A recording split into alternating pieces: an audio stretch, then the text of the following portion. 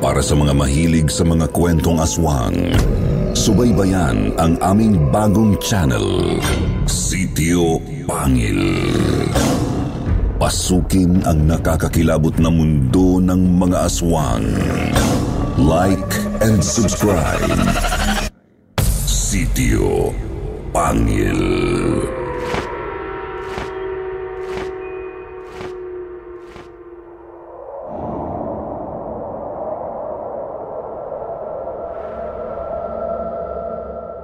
Signos sa gasolinahan.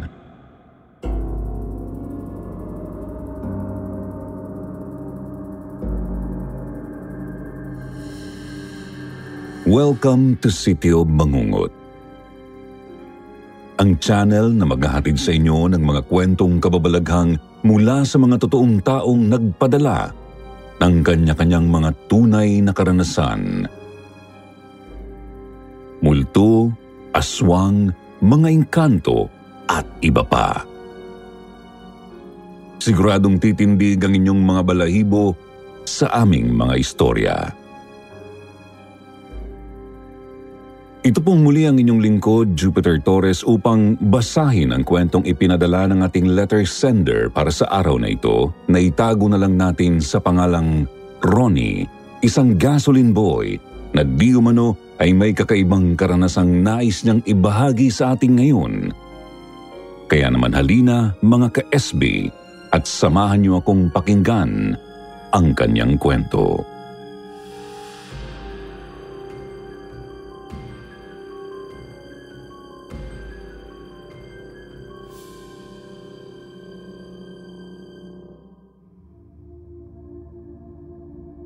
Ako po si Ronnie, isa sa mga avid listener at subscriber ng inyong channel sa YouTube. Tubong Marinduque ho ako. 25 anyos at ngayon ay nagtatrabaho dito sa Parañaque bilang isang gasoline boy. Taong 2017 po, may 6 na taon na rin ang nakakalipas nang maganap ang isang pangyayaring hindi ko akalaing babago pala sa buhay ko. Sa Pasig pa ho ako nakabase noon. 19 anyos lang ako. Binatilyo pa at katatanggap lang sa akin noon sa trabaho.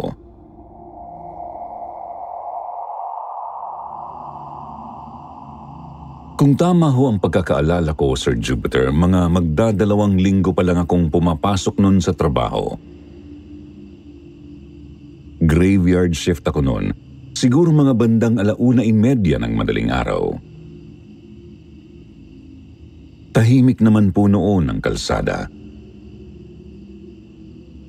Hindi gaanong maraming sasakyan yung dumadaan ng mga sandaling yun, kaya pa-chill-chill lang kami nung kasama ko habang nakabantay sa pwesto namin sa gas station.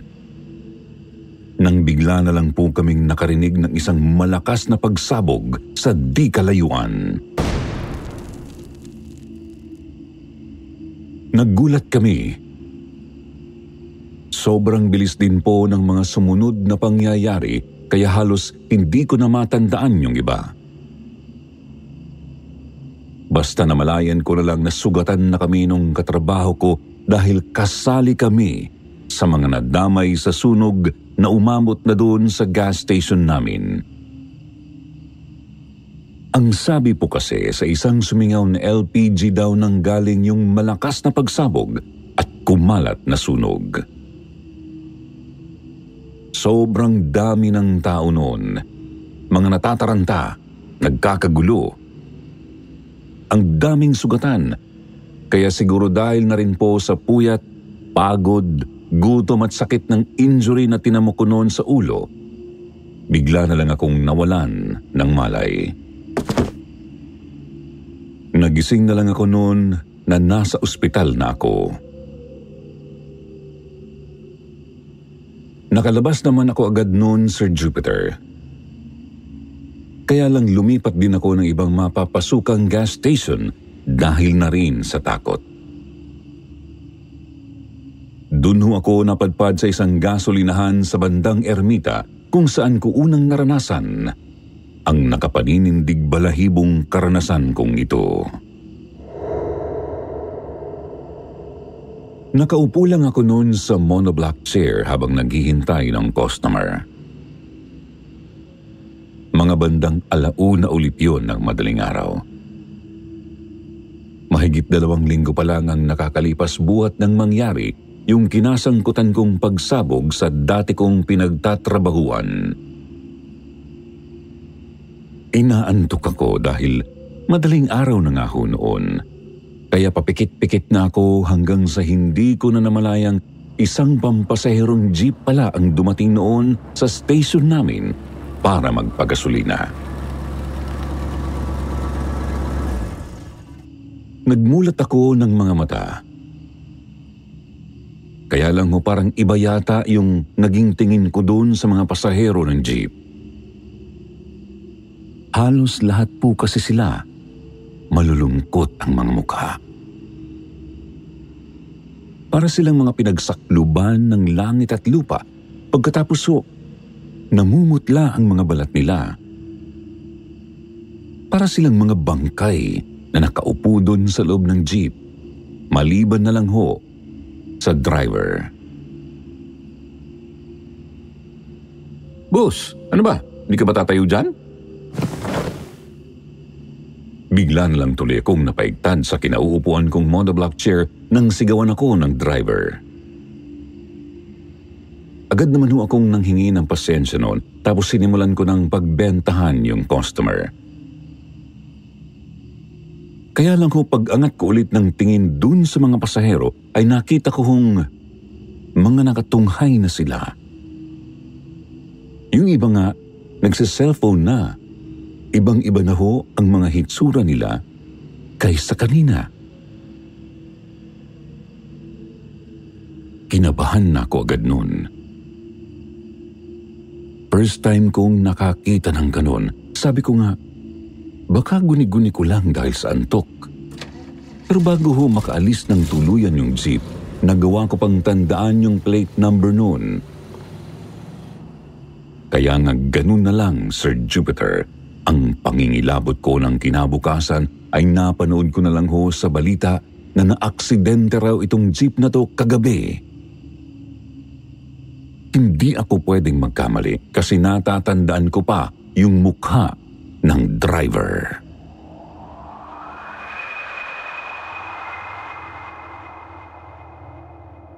Baka nagkataon lang kako pa ho noon sa sarili ko. Sinusubukan kong paniwalain ang utak ko na baka guni-guni ko lang yun at baka naman nag-overthink lang kako ako dahil sa nangyaring aksidente dun sa dating gas station. Pero mabilis ko namang napatunayang hindi basta guni-guni ko lang yun, Sir Jupiter. Dahil siguro makalipas lang ho ang 2 buwan. Isa na namang kotse ang huminto sa harap ko para magpagas. Binati ko pa yung driver bago pa man niya maibaba yung windshield. Pero ganun na lang ho ang gulat ko ng pagkababa nga ho nung bintana nakita kong walang ulo yung driver ng sasakyan. Nanlaki ang mata ko. Talagang kahit anong gawin kong pagtitig dun sa driver leeg niya lang ang naaaninag ko. Tandang-tanda kong sobrang lakas ng kalabog ng dibdib ko nun, Sir Jupiter. Akala mo hinabol ako ng 10 kabayo at pakiramdam ko kakawala na yung puso ko sa loob ng dibdib ko. Bigla akong tinapik ng kasamahan ko sa trabaho, Sir Jupiter. Doon lang ako nahimasmasan. Sabi niya sa akin kanina pa raw ako tinatawag ng driver nung kotse pero nakatitig lang daw ako. Ang ginawa ko, kinusot ko ng kinusot ang mata ko hanggang sa maya-maya. Sa wakas ay nagawa ko ring makita ang ulo ng driver. Humingi ako ng pasensya sa kanya. Sabi ko hindi ko siya nakita agad kasi wala siyang ulo nung unang tingin ko sa kanya. Sinabi ko yun para sana magsilbing babala yun dun sa may-ari ng sasakyan. Kaya lang mo imbis na matuwa siya ay bigla na lang niya akong sinamaan ng tingin. Pinagbintangan pa nga ho akong nakahit-hit daw ng ipinagbabawal na gamot. Sabi niya baka sabog daw ako kaya kung ano-ano raw ang sinasabi ko. Eh ako naman ho, hindi na lang nag-react. Amoy na amoy ko kasi mula sa pwesto ko sa labas yung amoy ng alak sa hininga nung driver.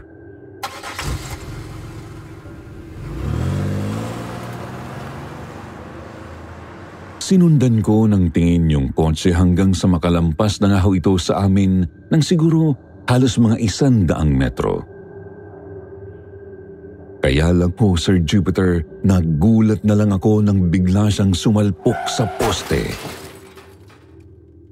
Talagang nagtayuan kaming dalawa ng kasama ko tapos naglabasan yung mga tao sa mga karatig na establishmento at tiningnan kung ano yung malakas na tunog na yun.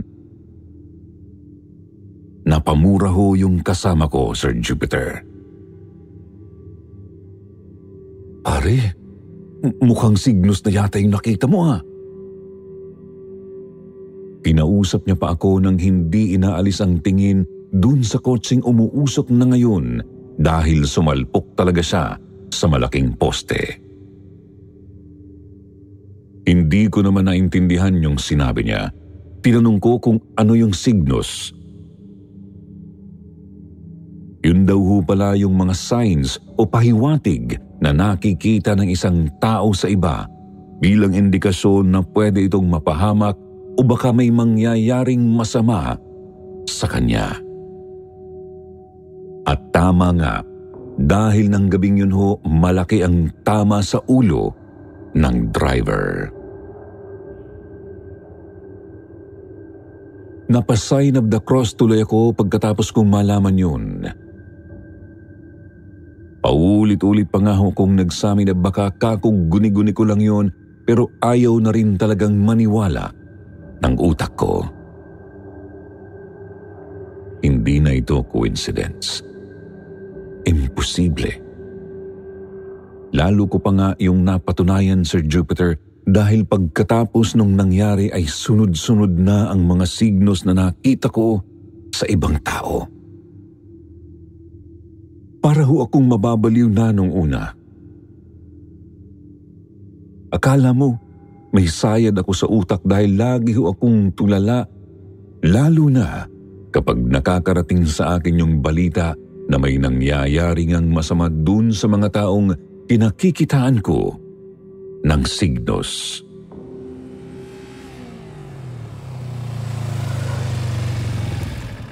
Hanggang isang beses, meron na naman ho kaming naging customer dun sa gasolinahan na parehong nakainom. Magkaangkas yung dalawang lalaki, halos magkaedad lang. Sabi, matalik na magkaibigan daw sila at galing sila sa isang inuman. Ang kaso, Sir Jupiter, nakita ko nung pagdating pa lang nila, na 3 na silang magkakaangkas dun sa motorsiklo. Sisitahin ko nga ho dapat sila noon dahil ang alam ko, bawal yun eh. Kaya lang ho, bigla na lang naglaho yung babaeng kaangkas nila. Pagkatapos ho ay nakita kong nakatayo na yun sa tabi ko. Titig na titig sa akin ng masama. Puting-puti ang mukha. Napadyos ko po na lang ako. Natakot ako siyempre. Alam kong multo yung kaharap ko. Pinagtawanan tuloy ako nung magkaibigang nakamotorsiklo, Sir Jupiter. Ang sabi nila para daw akong timang dahil bigla na lang akong nanigas at talagang ayokong kumilos kung hindi lang ako napagalitan ng manager namin noon. Ang ginawa ko, Sir Jupiter, nilampasan ko na lang yung multong kaharap ko noon. Tapos sobrang diring-diri ako nung nagawa kong tumagos sa katawan niya. Doon ko talaga na kumpirmang multo siya. "Boss, okay na ho." Sumenyas pa ako ng 2 thumbs up dun sa dalawang magkaangkas sa motor, Sir Jupiter. Kaya lang nung paalis na sila, parang nakonsensya naman ako na hindi sabihin ang nakikita kong kasama nila. Sir Jupiter, parang gusto kong baguhin yung mangyayari. Kaya lang, wala pala talaga akong magagawa kahit nasubukan ko yung pigilan.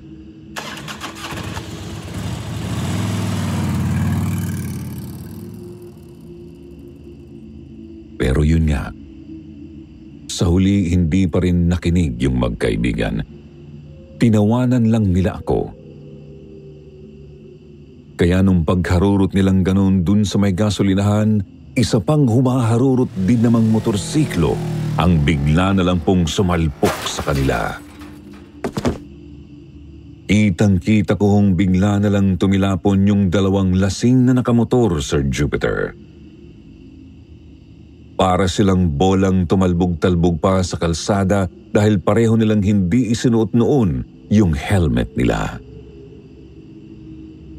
Kitang-kita ko kung paano sumadsad at kumayod ang mukha ng isa sa magaspang na sahig ng kalye, Sir Jupiter. Kung paano kumalat ang dugo nilang pareho sa harapan ng gasolinahang pinagtatrabahuan ko at kung paano sila nabali ang pareho ng leeg at tuhod. Para na naman akong timang na tinatayuan ng balahibo sa isang sulok, Sir Jupiter. Lalo na nang makita ko ulit yung babaeng kaangkas nila kanina sa motorsiklo na nakangisi habang tinititigan sila. Parang tuwang-tuwa ito sa nangyari. Napalingon ako nung sumigaw yung katrabaho ko na tumawag daw kami ng ambulansya na katulad ko ay natataranta rin ng mga sandaling yun. Bigla akong napatitig sa kanya at nakita ko, Sir Jupiter, na wala siyang mukha. Parang ang labo-labo ng mukha niya kaya nung akmang tatawid sana siya bigla ko na lang siyang hinila pabalik. Sinabi ko sa kanya yung nakita ko, Sir Jupiter, mabuti na lang talaga.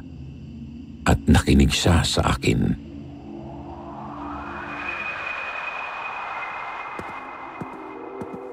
Medyo nasasanay na ako sa ganong mga senaryo. Nung umuwi ako sa amin, nagdasal na lang agad ako. Pinagdasal ko na sana wag namang mapahamak yung katrabaho ko. Dahil siyempre, cargo de konsensya ko yun. Lumipas naman po ang ilang araw at laking pasasalamat ko na lang na hindi nga napahamak ang katrabaho kong si Will, hindi niya tunay na pangalan. Akala ko nga noon ay okay na ang lahat. Siguro mga 1 buwan din nung hindi ako nakakita ng mga signos, kaya sa wakas ay nakakatulog na ako ulit ng maayos at walang kinatatakutan. Kaya lang may mga bagay po talaga sa mundo na kahit na anong gawin natin ay hindi natin kayang iwasan. Araw ng linggo. Kauuwi ko lang noon galing sa trabaho. Nanonood ako ng telebisyon sa salas namin habang naghihintay doon sa niluluto ng ate ko kung saan ako nanunuluyan ng mga panahong iyon. Hindi ko namalayang nakatulog na pala ako sa salas. Nanaginip ako. Sa totoo lang umpisa pa lang ay alam ko ng panaginip yun dahil masyadong malabo yung mga detalye sa paligid, maliban na lang dun sa nakikita kong taong kaharap ko. Si Will. Nakahiga raw sa kalsada, Sir Jupiter.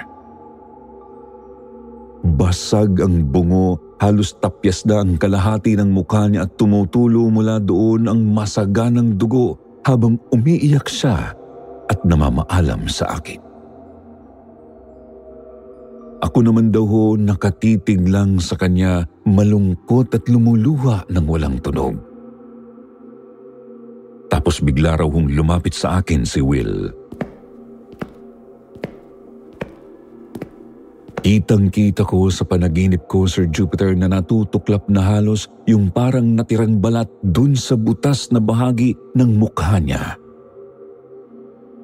Nalalaglag na yun sa pisngi niya habang nagsasalita siya sa akin at nagbibilin na kung pwede raw ay sabihin ko sa nanay niya na wala silang kasalanan sa ginawa niya.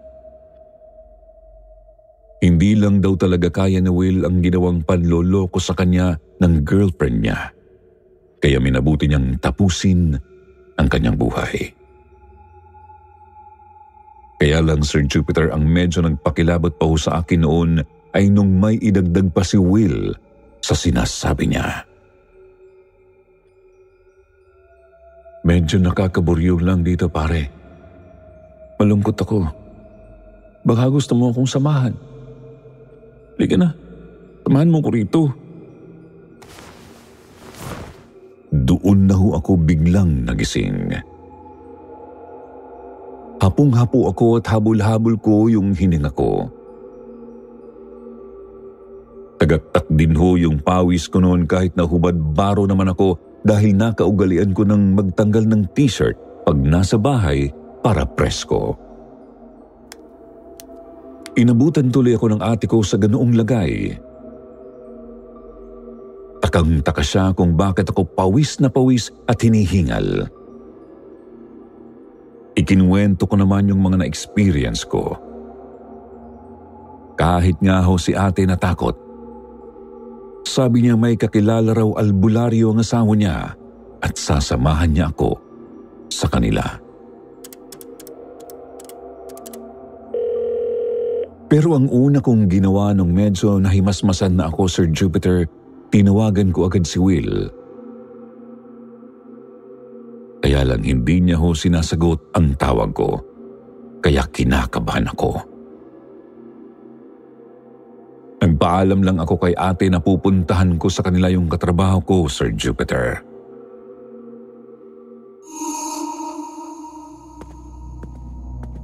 Pagdating ko ho kina Will, yung nanay niya lang po ang sumulubong sa akin. Hinanap ko agad ang katrabaho ko at ang sabi sa akin nasa kwarto lang daw. Pero ang tagal na naming kumakatok, wala pa rin nagbubukas ng pintuan.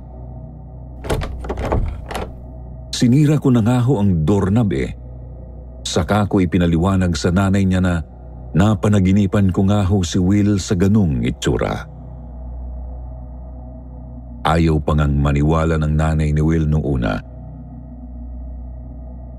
Tinanong pa kung lasing daw ba ako o baka sabog. Pero hindi naman ho nagtagal na kumbinse rin siya nung may tumawag sa kanyang pulis at sinabing puntahan daw ang mga pulis dahil may nangyari sa anak niya.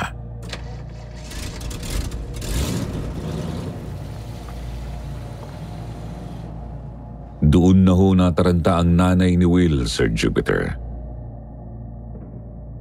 Dali-dali kaming nagbiyahe papunta doon sa location kung saan sinabi ng mga pulis.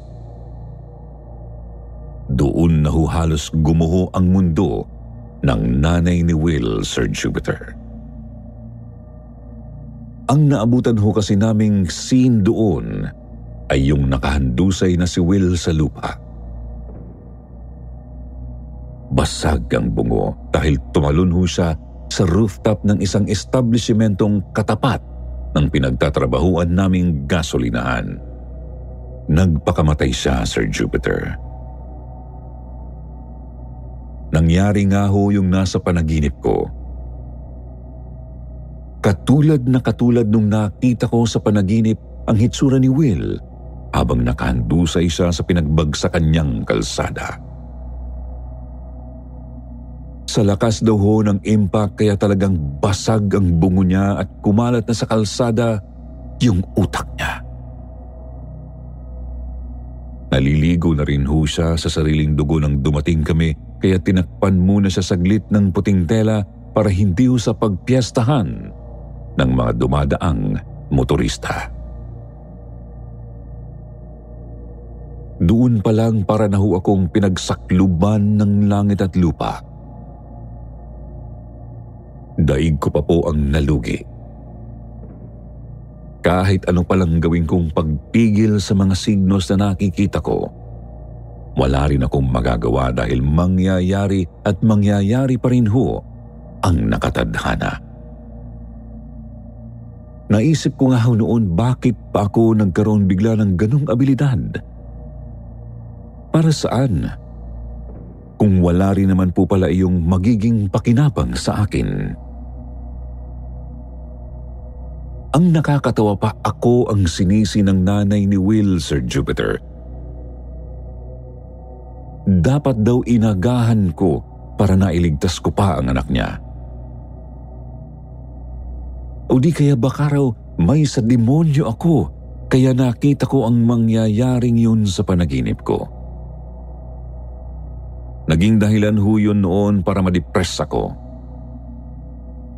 Lalo't bata pa ako noon kaya sobrang naging aligagarin po si ate na ipaalbularyo ako.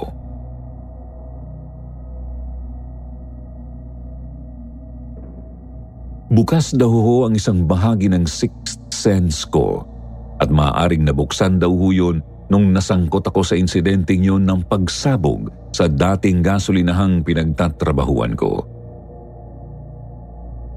Kaya lang ho, ilang magagaling at kilalang albularyo at paranormal experts na ho ang nilapitan ko. Pero lahat ho sila ay nagsabing hindi na raw kayang isara ang kakayahang ito kapag nabuksan na. Habang buhay na raw ho ito. Ibig sabihin habang buhay ko na rin dadalhin ang pasakit na ito na hanggang ngayon po ay madalas pa ring magpahirap sa akin.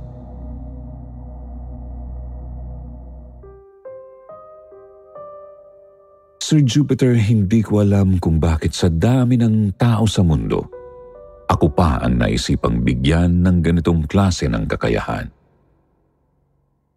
Ang dami-dami ko pa hong pangarap sa buhay ko, pero kung minsan ay nawawalan ako ng gana dahil sa mga nakikita ko. Hindi ko alam kung hanggang kailan ako tatagal sa ganitong karanasan ko, Sir Jupiter. Bagamat natanggap ko na rin ho na wala na rin namang makakatulong pa sa akin. Sa totoo lang, kahit po sa itaas, kung minsan ay nagkakaroon na rin ako ng pagdududa. Kasi kahit anong dasal ko sa kanya, parang hindi niya ako naririnig. Gusto ko lang na maging normal ulit. Nilalabanan ko na lang talaga ang masamang naiisip ko sa pamamagitan ng pakikinig sa inyong mga kwento, Sir Jupiter. Sa tuwing nakakabasa o nakakarinig ako ng mga confession dito na halos katulad ng sa akin, ay nakakaramdam ako ng comfort dahil hindi pala ako nag-iisa. Maraming salamat po sa pagpili ninyong basahin ang kwento kong ito.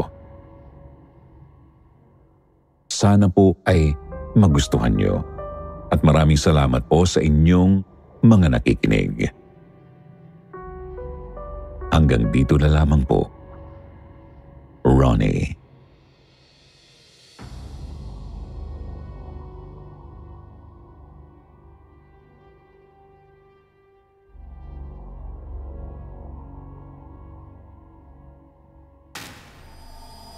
At ngayon naman, pakinggan natin ang isa pang nakakapanindig balahibong kwento na marahil ang iba sa inyo ay hindi pa naririnig.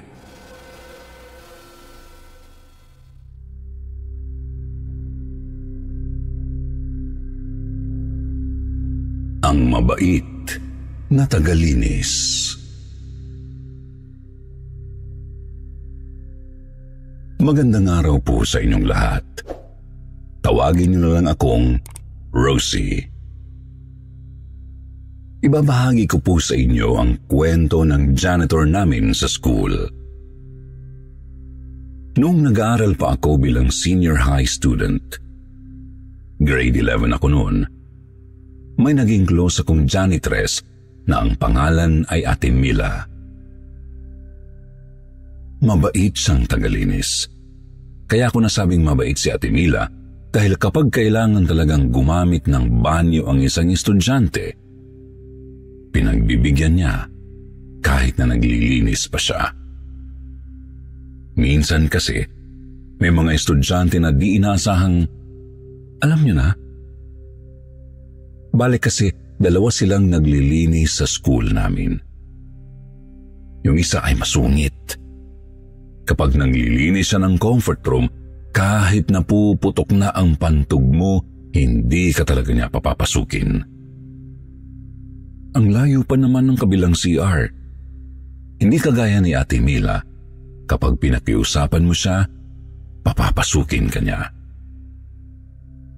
Ako kasi, pasintabi na lang po sa lahat. May routine po kasing nakasanayan ang katawan ko sa pagdumi. At sakto naman na nasa oras ito ng paglilinis ni Ate Mila. Kaya madalas akong suki ng banyo at kaya rin naging close ko si Ate Mila. Minsan pa nga siya ang nag-aabot ng 1 tabo ng tubig sa akin bilang panghugas. Madalas kaming nagkakwentuhan kapag break time naming mga estudyante.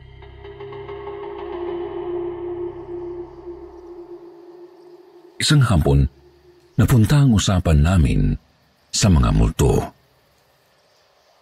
Siya ang nag-open ng topic na yon. Ang sabi niya sa akin, talagang expected niya na may mga multo daw talaga sa eskwelahan. May iilan na daw siyang karanasan, lalo pat minsan ay mayroon siyang pasok sa gabi. Sa school po kasi namin ay mayroong mga panghapong klase. Simula 4 p.m. hanggang 9 p.m. ang pasok nila. Isang beses daw ng gabi, mga 7 p.m. na, habang naglilinis siya ng CR. Bigla na lamang daw may narinig siyang tumakbo papasok sa isang cubicle. Pabagsak pa nga raw ang ginawang pagsara ng pinto ng cubicle kaya medyo nainis si Ate Mila. Pinagsabihan niya raw ang estudyanteng yon. Sinabi niya na bakit bigla na lang daw pumasok nang wala man lang pasabi sa kanya tapos padabog pa ang pagsara ng pinto. Maya-maya daw po, umiiyak daw yung estudyante. Yung po bang humihikbi, napigil yung pag-iyak. Kinatok ni Ate Mila yung pinto ng cubicle sabay tanong ng, "Neng, okay ka lang ba?" Hindi daw ito sumagot at patuloy lang sa paghikbi. Sa isip naman ni Ate Mila, baka may bagsak na subject kaya umiiyak. Kaya hinayaan muna ni Ate Mila yung estudyante at pinagpatuloy ang pagmamap ng sahig. Kaso, natapos na siyang maglinis at lahat, hindi pa rin ito lumalabas. Wala na daw kaimik-imik yung nasa loob ng cubicle na parang wala ng tao. Kaya kinatok ito ulit ni Ate Mila. Pero di man lang ito sumagot sa katok niya. Kaya nagtaka na raw siya. Sinilip niya na raw yung siwang sa ibaba ng pinto pero pagtingin niya, wala siyang nakitang mga paa. Gumamit pa siya ng cellphone para makita kung may tao ba sa loob. Pero wala talaga. Bigla siyang kinilabutan kaya harurot daw siyang tumakbo palabas. Isang araw naman, naglilinis siya sa isang classroom sa 4th floor at may nangyari na namang kababalaghan. Exam day daw noon. Maagang nagsiuwian ang mga estudyante. Silang dalawang janitor at guard na lang ang natira sa school. Pagkatapos niyang ayusin ang mga upuan, nagsimula na niyang linisin ang blackboard. Maya-maya, bigla daw siyang nakarinig ng kalampag mula sa isang upuan na parabang may umupo na lang basta. Nag-iisa lang siya sa 4th floor at napakatahimik pa kaya dinig na dinig daw niya yung langit-ngit ng upuan. Nagtaka raw si Ate Mila kasi siya lang naman ang nandoon eh. Wala naman ibang tao pero bakit biglang gumalaw daw ang upuan? Tapos bigla na lang umihip ang malakas at malamig na simoy ng hangin. Sobrang kinilabutan daw si Ate Mila kaya minadali na niya ang paglilinis. Palabas na raw siya ng room nang biglang umusod ang upuan sa unahan patungo sa kanya. Napasigaw na lang si Ate Mila sabay takbo. Nawala raw bigla ang pagod niya dahil doon. Tinanong ko pa nga siya kung may nararanasan din bang kababalaghan yung isang kasama niyang janitor. Ang sabi niya, mayroon din daw. Kaya lang wala naman daw itong pakialam at malakas daw ang loob nito. Hindi raw kagaya niya na hindi maiwasang matakot. Sinabihan siya ng kasama niyang tagalinis na huwag na lang daw pansinin ang mga multo. Kapag daw kasi pinansin mo, lalo silang magpapapansin. Kaya ganoon na lang din ang ginagawa ni Ate Mila. Pinilit niyang huwag pansinin ang mga kababalaghan na nararanasan niya. Pero sa totoo lang daw, natatakot talaga siya. Iniisip na lang daw niya na kapag nakakaramdam siya ng kababalaghan, inaalala na lang niya yung sirang bubong ng bahay nila na pinag-iipunan niya para ipaayos. Baka kasi masisante siya kung lagi siyang kuskus-balungo sa mga gawain o hindi maayos ang trabaho. Sumunod na kwento niya ay noong may activity sa school. Nag-overnight ang ilang mga estudyante at sa classroom nila sila matutulog.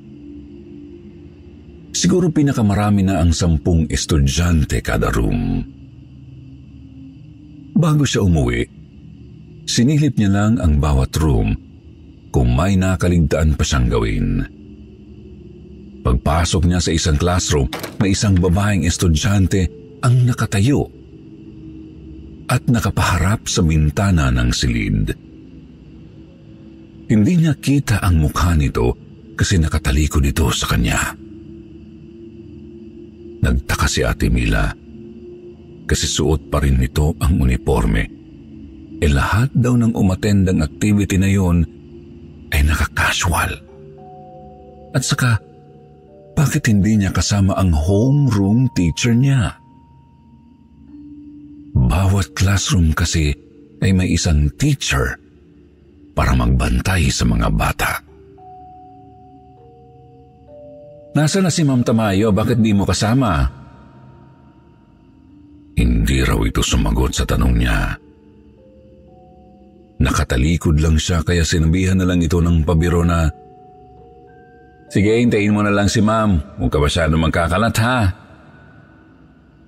Opo, ate. Yun lang daw ang nakuha niyang sagot at saka siya umalis. Naglakad na daw siya sa hallway pero pagdaan niya sa sumunod na classroom, nakita daw niya si Ma'am Tamayo na nandoon. Kasama ang mga estudyante niya. Kinabahan na naman si Ate Mila. Sino yung estudyanteng naka-uniforme na nakita niya sa kabilang classroom? Medyo nakakatunog na kasi siyang multo yung nakita niya. Tinanong niya si Ma'am Tamayo kung may naiwan ba bang estudyante sa kabilang room. Sabi naman ito, wala na daw. Pinagsama na lang daw ang grupo nila sa kabilang klase dahil kakaunti lang naman sila at kakasya na sa isang silid. Kaya sabi ni Ate Mila, ma'am, may isang student po yatang naiwan sa kabilang room? Kumunot noo daw si Ma'am Tamayo at sinabi nitong imposible daw yun. Sabay silang sumilip sa kabilang room at ayun na nga, walang katao-tao. Bakit, Mila? May nakita ka ba dun sa classroom? Tumango lang daw si Ate Mila at sinabi ni Ma'am Tamayo na kaya nga rin kami lumipat sa kabilang room. Ayaw na ayaw ko dyan sa classroom na yan. Madalas pakiramdam ko lagi may nakatingin sa akin. Minsan naman, biglang gagalaw ang upuan. Napaisip si Ate Mila. Pati pala teacher ay nakararanas ng mga kababalaghan sa gusaling iyon. Napatingin na lang daw siya sa nakabukas na pinto ng classroom bago siya naglakad papalayo. Yun po ang kwento ni Ate Mila sa akin. Ang hindi ko alam, yun na pala ang magiging huling kwentuhan namin. Bigla na lang siyang nawala isang araw. Lagi na lang kasi yung masungit na janitress ang naglilinis ng banyo. Hindi na tuloy ako makasingit kapag kailangan kong mag-CR. Naglakas loob akong kausapin ang masungit na janitress. Nalaman kong Ate Carol ang pangalan niya. Sinabi niya na nag-resign na raw si Ate Mila dahil hindi na niya kinaya ang kababalaghang nangyayari sa kanya. Napaisip ako noon, pwede ba yun? Meron pa bang mas malalang nangyari sa kanya? Ang sabi ng masungit na janitor na si Ate Carol, isang araw daw noon, habang naglilinis si Ate Mila sa isang classroom sa 4th floor kung saan nakita niya ang isang estudyanteng nakatalikod. Doon siya nakarinig ng pagsitsit. Hindi muna yun pinansin ni Ate Mila. Pero palakas daw ng palakas ang sitsit, kaya tumindig na ang balahibo niya. Mananatili raw sanang kalmado si Ate Mila, pero nagulat na lamang siya nang mismong pangalan niya ang tinawag. Ate Mila! Parang hangin lang daw yung dumaan na may boses. Pagkatapos ay may biglang humawak sa kanyang balikat. Kahit na siya lang ang tao na naruroon. Nakita na lang daw ni Ate Carol na nagsisisigaw si Ate Mila pababa ng hagdan.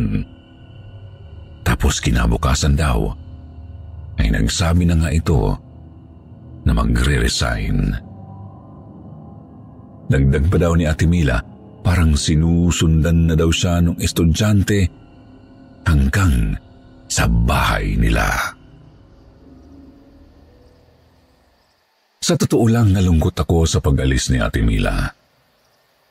Napapaisip tuloy ako na pati pala multo siguro ay nababaitan kay Ate Mila.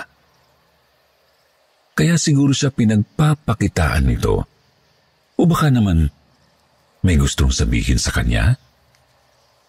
Kung ano man yun, si Ate Mila lang ang makakatuklas kung haharapin niya yung multong nagpaparamdam sa kanya.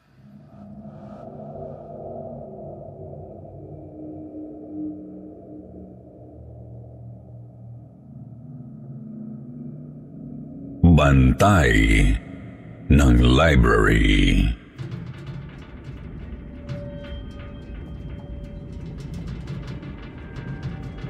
Magandang tanghali po sa lahat ng tagapakinig ng kwentong Takip Silim.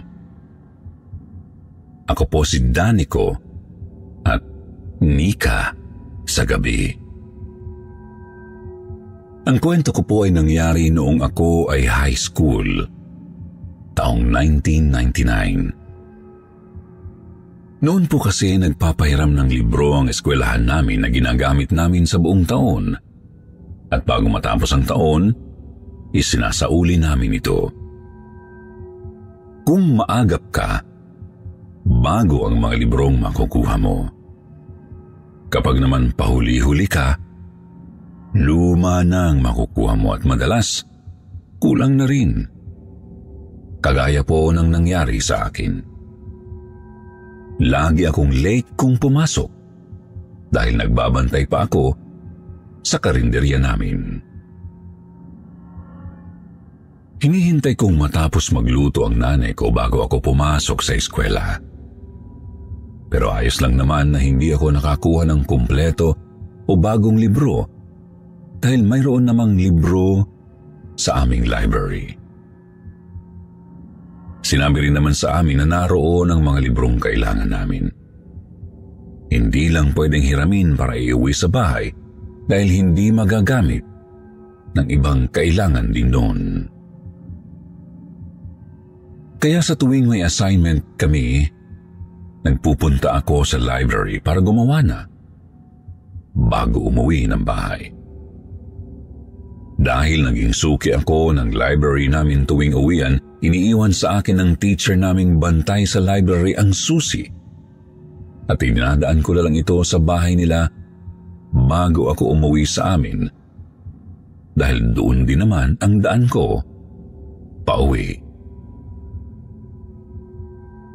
Pailan-ilan lang din ang mga estudyanteng nagpupunta sa library dahil ang iba ay ayaw. Nakarating sa akin ang usap-usapan na may multo raw sa library. Hindi ko na lang pinansin dahil inisip kong tinatakot lang nila ako para hindi na ako pumunta doon at hindi makagawa ng takdang aralin. Dahil sa kagustuhan kong makapagpasa ng mga assignments at projects, patuloy akong pumupunta sa library. Hanggang sa napansin kong isa-isa nang nag-aalisan ang mga kasambayan ko dahil mag-uuwian na. Habang nagsusulat ako, kagaya ng palaging nangyayari, lumapit sa akin si Ma'am Dulce at ibinigay ang susi dahil uuwi na raw siya. Nagbilin pa siyang libutin ko ang buong silid bago isara dahil baka may maiwang estudyante. Nagsasara ang eskwelahan namin ng 6:00 kaya nagmamadali ako sa pagsusulat dahil mapapagalitan na naman ako ng guard kapag nag-ikot na siya sa buong eskwelahan. Palagi kasing ako na lang ang naiiwan. Laging ako ang nasisita niya. Kaya nasanay na rin siyang ang library ang pinakahuling silid na binibisita niya. Naghahabol na ako ng oras dahil mag-aalas-6 na. Wala na kasing oras na puntahan sa umaga ang library dahil unang subject namin ang ginagawa kong assignment. Hindi ko alam kung sa tagal ko lang pabalik-balik sa silid na yun, noon ko lang naramdaman na ang lamig-lamig ng klima ng sandaling iyon. Natural naman na malamig doon pero ng oras na yun ay talagang malamig. Nakakakilabot. Napakatahimik pa. Nakikita kong tumatayo ang balahibo ko sa katawan. Nang pakiramdaman ko ang paligid, nakarinig ako na may kasama pa pala ako sa library dahil may naglalakad pa sa bandang dulo. Nasa gitnang bahagi kasi ako kaya naririnig ko ang galaw niya. Naririnig ko rin parang nagbabalik siya ng libro sa lalagyanan. Pagkatapos, tumahimik ulit ang paligid. Inisip kong baka bumalik uli siya sa pagbabasa o kaya'y sa pagsusulat. Maya-maya, bigla na lang may nabagsak na mga libro. Sisitahin ko sana yung estudyanteng nasa dulo pero narinig ko na naman siyang pinupulot na ang mga nahulog. Dahil sa tahimik ng silid, ang lakas ng dating ng ingay na ginagawa niya. Maya-maya, naririnig kong nagtutuktok naman siya ng ballpen sa lamesa. Doon na ako nairita kasi nawawala na ang konsentrasyon ko sa aking ginagawa. Nagmamadali pa naman ako. Tumayo na ako at nilapitan siya para sitahin. Gulat na gulat ako nang puntahan ang pwesto niya dahil wala siya doon. Wala akong nakitang estudyante doon. Walang bag o gamit sa eskwelang naroroon. Pero may ilang librong naiwan sa ibabaw ng lamesa na sa tingin ko'y hindi na naibalik ng ibang estudyante bago umuwi. Mabilis kong ibinalik ang mga libro sa lalagyanan dahil gusto ko na ring umuwi. Maya-maya ay narinig kong may naglakad papuntang pintuan. Nang silipin ko, wala naman akong nakita. Kinilabutan na ako kaya nagmadali akong bumalik sa pwesto ko para kunin ang mga gamit ko. Habang naglalagay ako ng mga gamit sa bag ko, nakarinig ako ng boses na sumabay sa hangin. Dumaan lang ito sa tenga ko. Dinig na dinig ko ang sinabi niyang, umuwi na raw ako. Pagkatapos noon, biglang namatay ang ilaw ng paisa-isa mula sa dulo ng library hanggang sa pwesto ko na lang ang natirang bukas ang ilaw. Sa sobrang takot ko, nanginginig akong tumakbo papunta sa pintuan.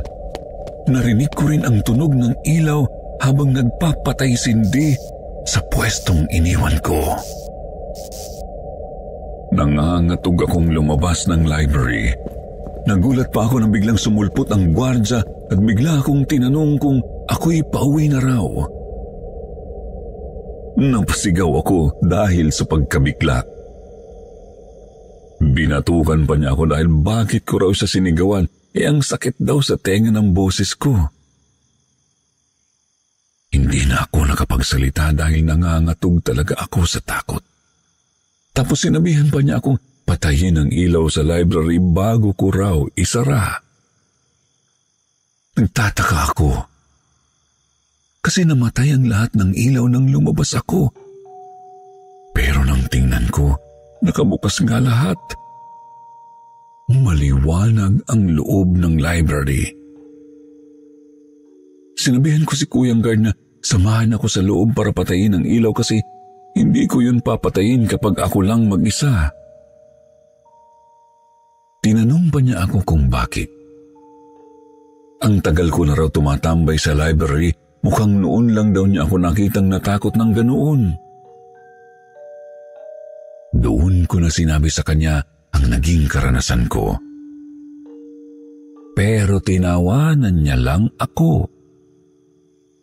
Mabuti na lang naging kabiruan ko na siya sa eskwelahan kaya sinamahan niya akong bumalik sa loob ng library para patayin yung mga ilaw. Hindi ko alam kung bakit. Matapos kong patayin ang ilaw, ay nilingon ko pa ang madilim na loob ng silid-aklatan. Halos mawalan ako ng lakas nang makakita ako ng maliwanag na bulto ng tao na nakatayo sa gitna. Kulay puti lang yun, pero maliwanag. Dali-dali akong lumabas at nakita ko si Kuyang Guard na nasa labas na pala. Natataranta pa akong inilak ang pinto pagkatapos ay umalis na. Hinanap ko si Kuyang Guard, pero nagulat ako kasi nasa kabilang banda na siya ng eskwelahan. Nagtataka ako kung paano siyang nakarating agad doon, samantalang naabutan ko pa siyang nakatayo lang sa labas ng library. Naglock lang ako ng pinto pagkatapos ay naroon na siya sa kabila. Sumisipol pa siya habang naglalakad. Hindi ko na lang pinansin si Kuya. Nagmamadali akong lumabas na ng eskwelahan. Pagdating ko sa gate, nakita ko si Kuyang Guard na nag-aayos ng ilang gamit. Nasabi ko sa sarili ko, bakit ang bilis naman niyang maglakad? Samantalang ako ay halos tumakbo na sa pagmamadali. Pero naunahan pa niya ako sa gate. Dali-dali ko siyang nilapitan. Tatanungin ko pa sana siya pero naunahan niya ako ng tanong kung bakit daw ako ay hindi pa umuwi. Tumambay na naman daw ba ako sa library? Kumabog bigla ang dibdib ko. Kaya nagulat pa siya. Bakit daw ako namumutla? Doon ko sinabi sa kanya ang lahat ng nangyari. Pero ikinagulat ko pang lalo ang sinabi niya. Naggagayak pa lang daw siya para libutin ang buong paaralan, kaya imposible daw na makita niya ako sa gawin ng library. Sa sobrang takot ko, sinabihan ko siyang mag-ingat na lang sa pag-check ng mga classrooms. Natatawa niyang sinabi sa akin na matagal na raw siyang nakakasalubong ng mga multo habang iniikot ang buong eskwelahan. Nasasanay na nga raw siya sa ganoong sitwasyon. Natatawa pa siya dahil sa tagal ko raw na tumatambay sa library ay noon lang ako pinagparamdaman. Sabi pa niya, baka raw ayaw na akong patambayin doon o abutan ng dilim. Kaya ako'y pinauuwi na. Sa kanya ko rin nalaman na may engkanto daw sa likod ng library. Doon daw nakatira sa malaking puno ng akasya. Bakanting lote na kasi ang likod ng library at hindi na yon sakop ng eskwelahan.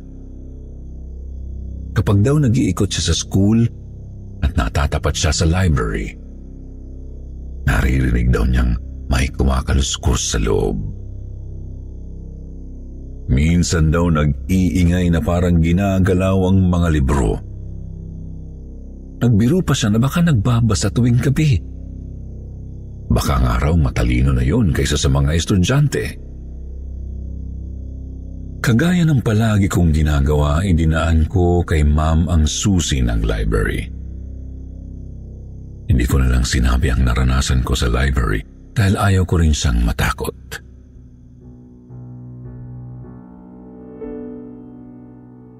Mula noon kapag nagpupunta ako sa library, nauuna na akong umuwi kay Ma'am.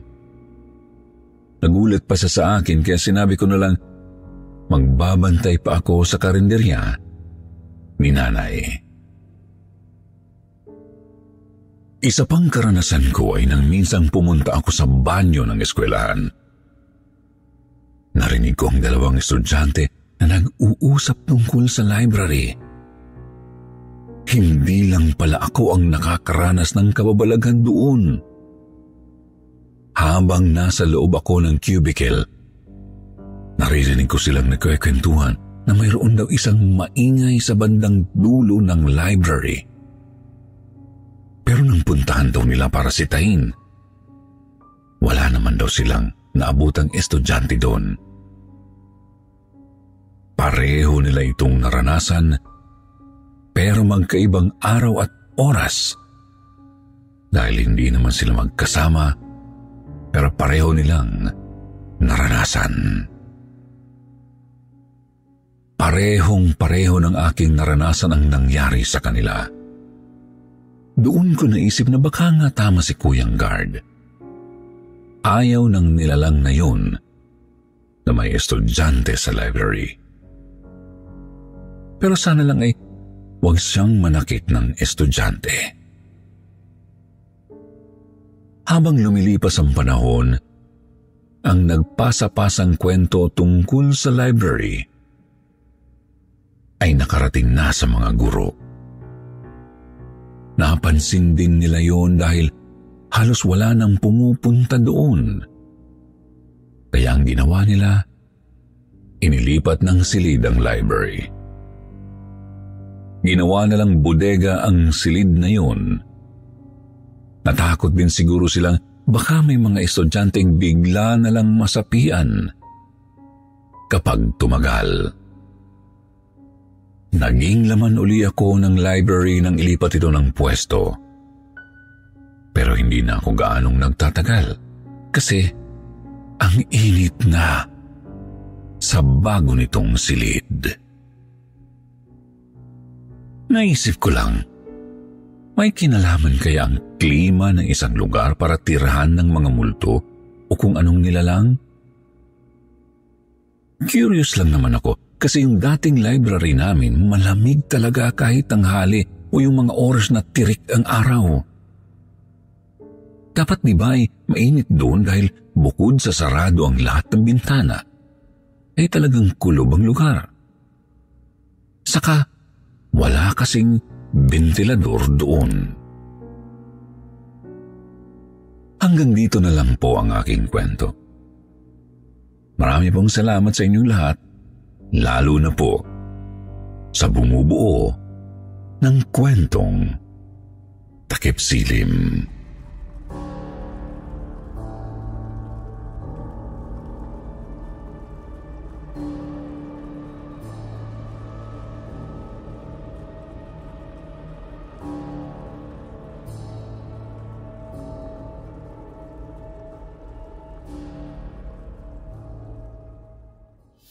Favorite portion naman tayo, ang shoutout portion. Shoutout sa Eliar family.